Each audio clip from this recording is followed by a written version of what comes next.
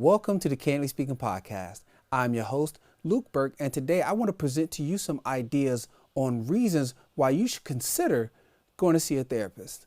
Let's get started.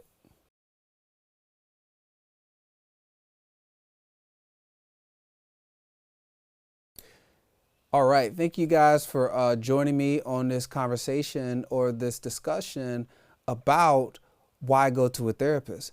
The first thing I really want to do is kind of tell you what therapy is not. Therapy is not a place where you go to have someone tell you how you should feel or how they think you should feel. That's not what therapy is at all.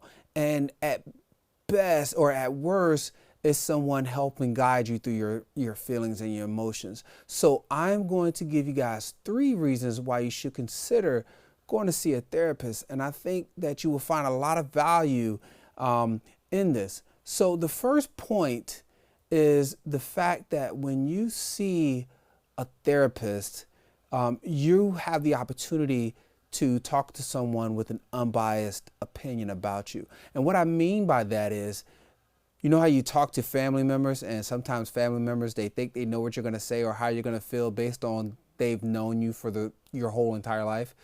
Well, with a therapist, you don't have that. You kind of have someone who can objectively look at your situation and maybe help you unpack those things. You don't have to worry about them saying, oh, I know you this because I know you well enough.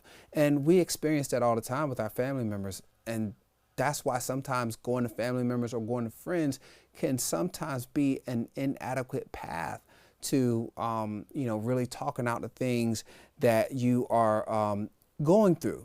Okay. So the second point is we have a lot of thoughts that are overwhelming. We have a lot of things that come to our mind.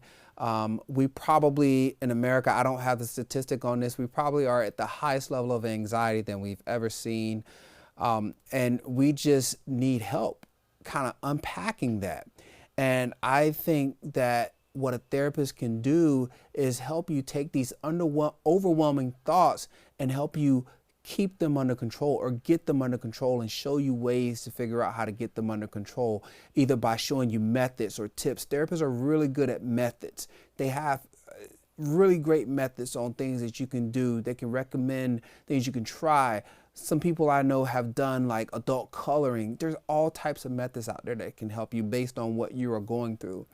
And I think it's really key in us making sure that we're healthy. A lot of you probably know and probably experienced this. We're going through that season where people are really impacted by seasonal affective disorder. So if you can find someone that you can talk to help you unpack your overwhelming thoughts, I think that would be great. And tip number 3, the final tip here, and this is not an all-encompassing list. These are just a few things that I wanted to put out there to you. But the third thing is it's just simply a great place to decompress.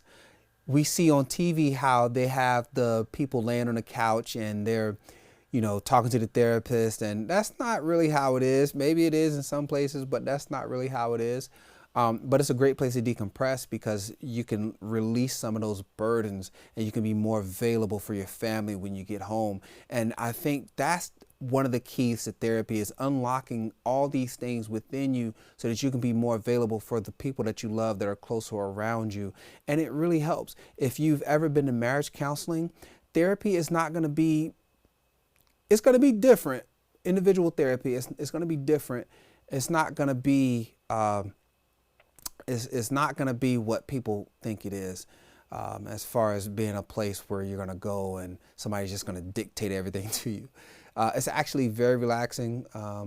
And when I go over the next video next week, when I talk about how to find a therapist, I'm going to actually go into what kind of things you should be looking for. And one thing I will tell you ahead of time is that you do not have to settle on the first therapist that you go to. You do not have to settle on that first therapist, but we'll get all into that. So hopefully you guys found value in this, and I'll go back through these tips. Tip number 1, the benefit of an unbiased person who can see your situation objectively. Number 2, they can help you break down your thoughts and these overwhelming thoughts and help you organize these thoughts. And tip number 3 is really a great place to decompress so that you can be more available for your family. All right, listen, Thank you for watching the Candidly Speaking podcast. If you found value in this video, please make sure you like and subscribe to my channel. I plan to provide more information. I plan to do interviews with some therapists because I'm really passionate about talking about mental health and teaching people about ways to deal with their mental health. All right. Thanks again for watching, and I'll see you next week.